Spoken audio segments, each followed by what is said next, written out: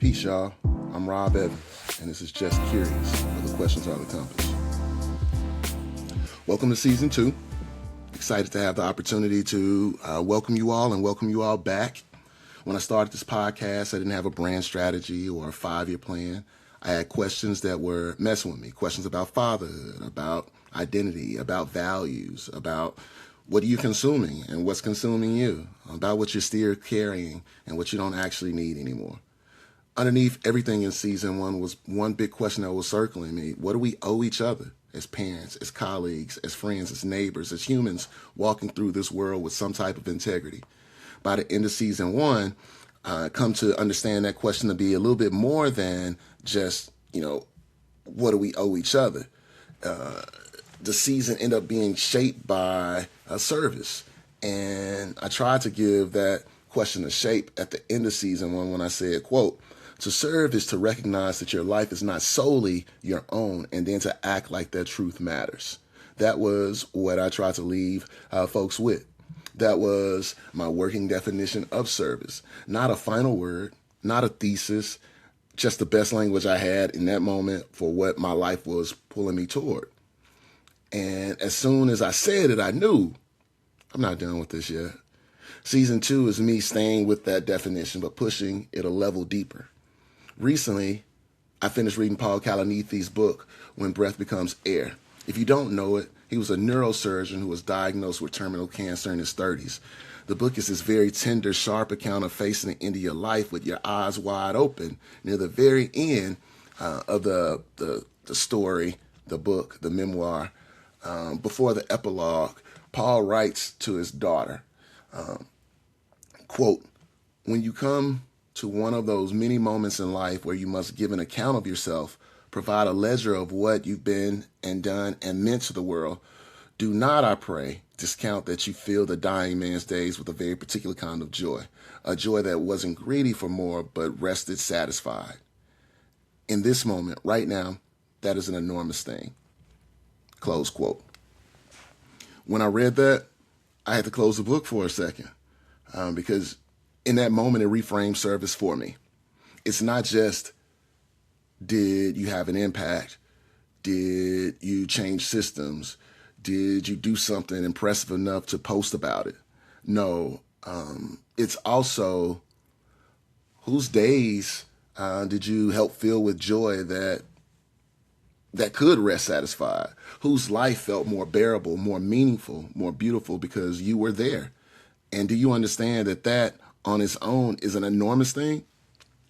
So here's the guiding question for season 2, and especially for this first episode. When you come to those close moments where you have to give an account of yourself, what do you want your service in 2026 to have meant to the people around you? Not just did you achieve, did you build, what title did you hold, but whose days did you help fill with that kind of deep resting joy? Who, looking back, could say, because you were there in that season, I could breathe a little easier, right? That's the question I want you to carry into this year, and you'll hear me say it a couple more times. And let me tell you where I'm standing right now as I ask that question. Right now, I'm not working inside a school. For a lot of years, my service was tied directly to campuses. I've taught, I've been department chair, I've led, I've been, principal, middle school director. I've been a nonprofit director, the guy standing at the podium trying to stitch together a community in the middle of a season, in the middle of a year. And these days, my badge, if you will, doesn't open any doors, not to schools anyway. I'm in a transition season, serving through Project Uplift, trying to make sure students at my alma mater, Lane College, have scholarships, mentorships, and a network that will allow them to be ready, career ready, and to hit the ground running. Additionally, I'm coaching and consulting through Evans Strategic Consulting. Obviously, I'm parenting and partnering, but I'm also writing and recording this show. And underneath all of that is this quieter question. Quote, "Okay, Rob, from here, what does it mean to serve?" Close quote. Because I'm ultimately thinking, is it still service if it's a Zoom call with a mentee? If it's a Saturday afternoon and a meeting where I'm talking to guys in Project Uplift, or if it's an email to help someone reframe their story, if it's sitting at this mic hoping that someone listening feels seen enough to keep going. And admittedly, I don't have a polished answer yet, but I do know that when I look back at the moments that feel most meaningful, they all share two things. The first thing they share is relationships. Relationships matter more than transactions, period. Hard stop. And then two, as I think about it again, I was using my particular mix of experiences and gifts to make my little slice of the world, more honest, more hopeful, and more beautiful.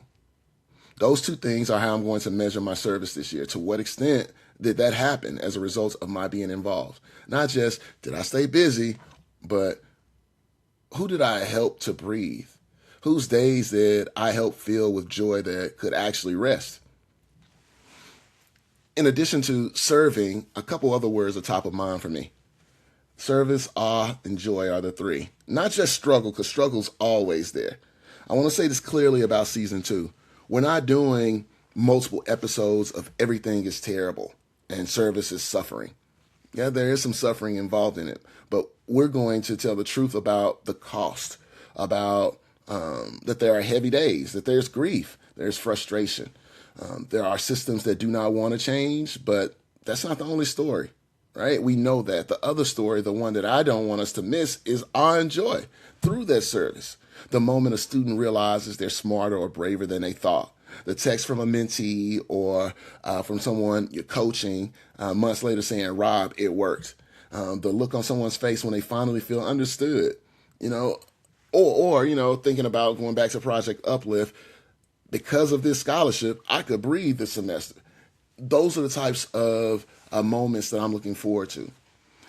Conversation around dinner tables that goes deeper than any of us expected. The moments that really make that hard stuff disappear. Because they all are little ledgers, if you will, proof that your life is touching other lives in ways that actually matter. So this season, when we talk about service, we're going to keep asking, where does service feel like? Where does service feel like joy? Where does it make you say, this is good work? Where does it open you up to awe and wonder? So here's what you can expect. Some episodes will sound just like this one, just me sitting with the question and letting you overhear the wrestle as I navigate it. Other episodes will bring in people I trust, friends working in schools and alongside them, folks serving in nonprofits, churches, and community spaces, and people who are building things quietly that matter a lot to the people that they're actually for. We're not bringing them on to perform or to promote. That's not the charge. We're bringing them here to bringing them on to ask, how do you serve? When you picture giving an account of yourself one day, what do you hope your service will have meant?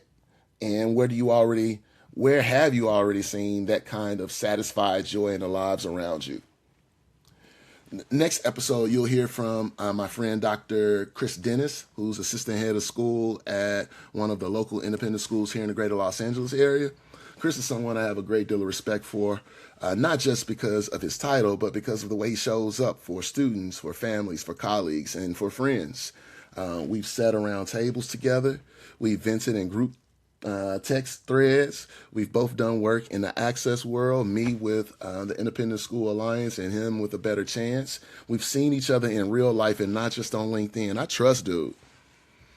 Our conversation will be about, again, where does service feel like joy in school communities, since he's a school leader, and how do we build more of that in 2026? And from there, you'll hear from other guests across this season as we explore service in different corners of life, service in our families, service in our faith community. Service is where we're going. So get ready for it. But before we get into any of that, I want to hand you 3 questions to sit with. And I've been foreshadowing what these questions are throughout. And you don't have to answer them today. You definitely don't even have to answer them perfectly. Just let them ride with you for a bit. The first one is, again, how do you serve right now in real life this week? Who is better off because you exist and you showed up the way that you do? That's the first question. The second one is when you imagine giving an account of yourself one day, what do you want your service in 2026 and beyond to have meant to the people around you? Not abstract humanity, I mean actual faces, your kids, your students, your clients, your neighbors, your friends, your parents, your partner. What do you hope they could honestly say about what it was like to have you in their life this year? And then the third question or series of questions, I don't ever have just one simple short question. It's always a series of questions. Where have you already seen that kind of joy show up because you served? Maybe it was a small thing, like a ride, a meal, a text, a favor. Maybe it was something bigger. Somewhere in your life, there's already a moment where someone could say, because you were there, my days were different. Ladies and gents, that's an enormous thing. And I think at times I take that for granted, and I'm trying to be more present to receive that when people say it to you, that because you were here, my days were different. Those are the questions I'll be carrying with me this season. I'm excited to invite you all to be in conversation with me, and not just by listening. If you're willing, I'd love to hear a bit of your ledger. If there's a story where you can see that your service, your presence, your effort, your care helps someone's days with a little more joy, help fill someone's day with a little more joy, I'd be honored to hear it. You can send a short voice note, about a minute, or write it out. I may share some of these stories anonymously or with permission in future episodes, not as content, but as evidence that quiet, faithful service is happening all over the place. Because guess what? It is. So that's what we're doing in season 2. We're going to stay curious about service. We're going to look for awe, and we're going to make room for joy. And we're going to try together not to discount the enormous holy fact that you can fill someone's days with a joy that rests satisfied. Thank you for being here. Thank you for listening. And thank you all already for the ways you're serving, even if no one sends you a certificate or a thank you for it. We'll pick this up next time with my conversation with Dr. Chris Dennis. Until then, take care of yourselves, take care of each other, and remember, the questions are the compass. Peace, y'all.